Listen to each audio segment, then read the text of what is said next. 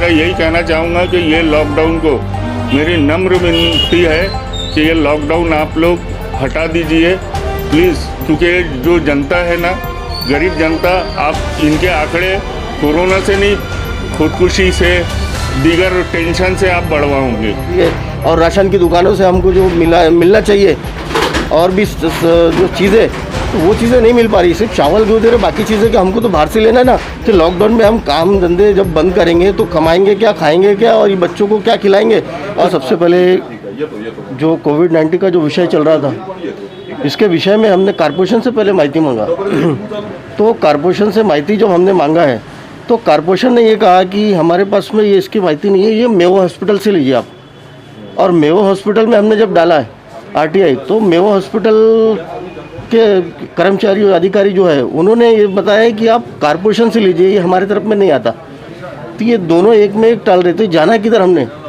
यानी आपका ऐसा बोलना है कि जैसे कि कॉर्पोरेशन जाते तो मेवा भी जाते और मेवा बोलते मेवा वाले बोलते कॉर्पोरेशन भी जाते। तो ये डिमांड है किसके पास? ये किसके पास है? ये अब किसके पास से रिपोर्ट लेना? क्या बोलना चाहते हैं इस बारे में? मैं ये बोलना चाहता हूँ, एक पेशेंट अगर आपके पास में आता है, मेवा हॉस्पिटल के अंदर में एक पेशेंट आपके पास में आता है, तो उसकी पूरी जानकारी आपके पास में रहती है, उसकी फाइल बनती है, इसको क्या मेडिसिन दी जा रही है, इसको क्या रिपोर्ट है, क्या नहीं है, ये बंदा कहाँ से आया, इसका नाम क्या है, पूरी एक फाइल बनती है। हमने वो मांगा, इसके ऊपर में क्या ट्रीटमेंट किया गया, इसकी माहिती दीजिए। तो इन्होंने माहिती न देते हुए इन्होंने कहा कि ये आपका बोलना है सब फ्रॉड कर रहे हैं, ये सब षड्यंत्र रचा जा रहा है, ये फ्रॉड किया है। अच्छा। और ये सब काम हमारे नगर सेवकों का है, जो यहाँ के नगर सेवक है, ये जो शहर के नगर सेवक है, उनका काम है ये सब करने का, ये जनता के ऊपर ध्यान देने का। सब जो जनता के ऊपर में जो परेशानियाँ आ रही है, जो मूलभूत सुविधाएँ जो नहीं मिल रही है, और राशन की दुकानों से हमको जो मिलना चाहिए और भी जो चीज़ें, तो वो चीज़ें नहीं मिल पा रही। सिर्फ चावल क्यों दे रहे, बाकी चीज़ें क्या हमको तो बाहर से लेना है ना।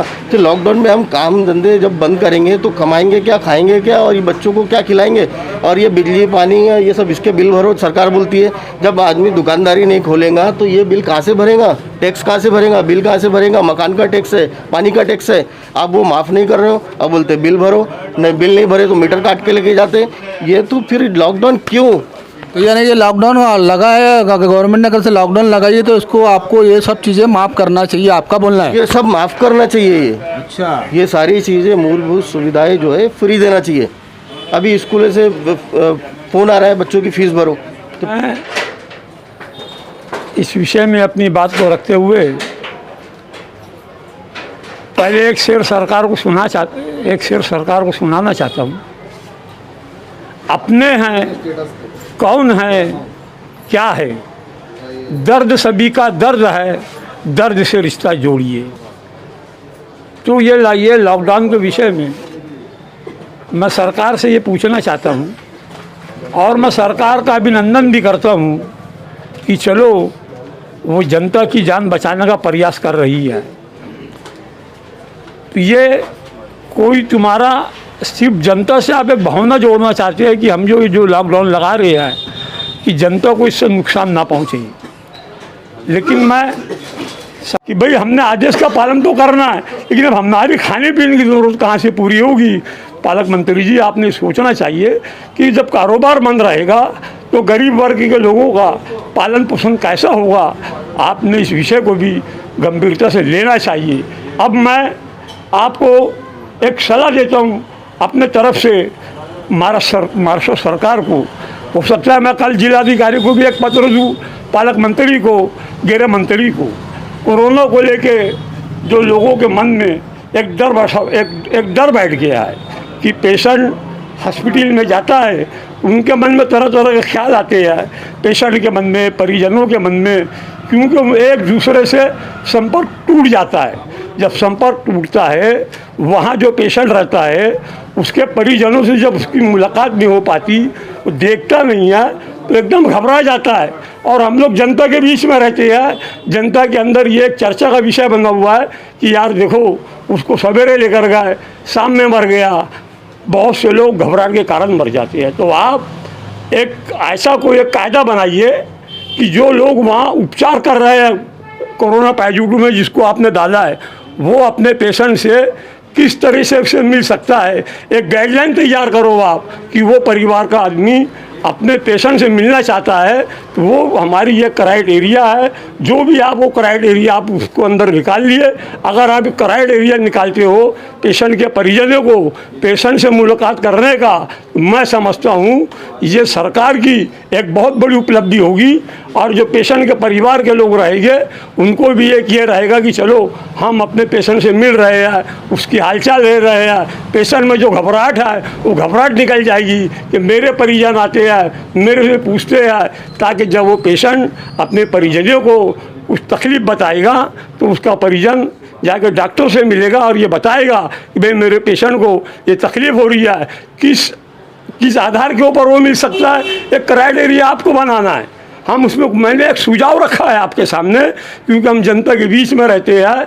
जनता के अंदर उपचार को लेके, हॉस्पिटल को लेके उनमें तरह तरह का एक ख्याल आता है कि हमारे पेशेंट के साथ कहीं कोई भेदभाव तो नहीं होता है। तो ये शंका दूर करने के लिए आपको मेरे इस मशवरे के ऊपर गंभीरता से सोचना चाहिए, विचार करना चाहिए। मैं गृह मंत्री जी से भी आह्वान करता हूँ, पालक मंत्री जी से आह्वान करता हूँ और अपने माननीय मुख्यमंत्री जी उद्धव ठाकरे जी से भी ये आह्वान करता हूँ कि आप ये सिस्टम बनाइए। जो लोग वहाँ इलाज के लिए पहुँच रहे हैं उनके पेशेंट के परिजन उनसे मुलाकात कर सकते हैं। क्राइटेरिया बनाइए आप। जब वहाँ डॉक्टर उस पेशेंट की देखभाल करता है तो जो भी उस सिस्टम से डॉक्टर वहाँ रह रहा है, कोई ऐसा सिस्टम पेशेंट के परिजनों पे भी आप लागू करो, ताकि पेशेंट के परिजन बिल्कुल उनका विश्वास रहे कि महाराष्ट्र सरकार, उधर सरकार, पालक मंत्री, गृह मंत्री पूरी तरीके से जनता को सहयोग कर रहे हैं और एक दूसरे से इनका मेल मिलाप है। मैं फिर आपसे ये कहना चाहता हूँ, आपको गरीब वर्ग के लोगों के ऊपर ध्यान देना चाहिए। मैं लॉकडाउन के बारे में सिर्फ यही पूछना चाहूँगा कि ये हर साल आएगा, इसी मार्च में आएगा और उसके बाद फिर सितंबर में बढ़ेंगे केस। मैं अभी से आपको भविष्यवाणी इसलिए कर रहा हूँ कि ये सरकार का एक नया फंडा है लोगों के जेब से, यानी बचे कुचे भी वो जो पैसे जो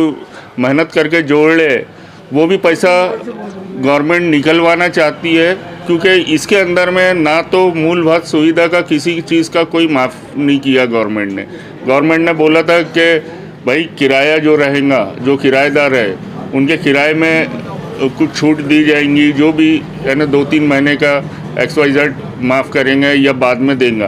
तो ऐसा कुछ भी चीज़ गवर्नमेंट की तरफ से कुछ भी चीज़ नहीं हुआ। हालांकि न्यूज़पेपर वगैरह की कटिंग मैंने अभी भी उठा के रखा हूँ, ताकि मैं आगे में जाके ये पूछना चाहूँगा गवर्नमेंट से भी कि भाई हम लोगों ने इतने साल आपके कायदे का पालन किया, हमको क्या चीज़ मिल रहा है।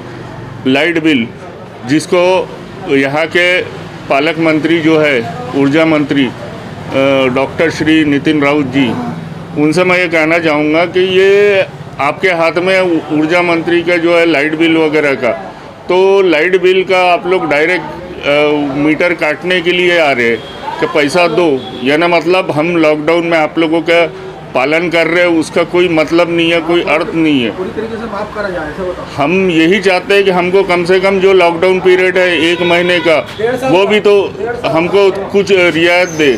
साल 1.5 साल हमने पूरा पालन किया, मास्क लगाया, उसके बावजूद हमको लॉकडाउन जैसा हमारे सर पे थोपा जा रहा है। यानी मतलब हम अंग्रेज़ों का जो राज था, हम लोगों ने सुने इतिहास के बारे में, वो चीज़ हमारे साथ दोहरा रहे हैं आज आप लोग अंग्रेज़ बन के। बस मेरा यही कहना चाहूँगा कि ये लॉकडाउन को मेरी नम्र विनती है कि ये लॉकडाउन आप लोग हटा दीजिए प्लीज़, क्योंकि जो जनता है ना, गरीब जनता, आप इनके आंकड़े कोरोना से नहीं, खुदकुशी से, दीगर टेंशन से आप बढ़वाओगे।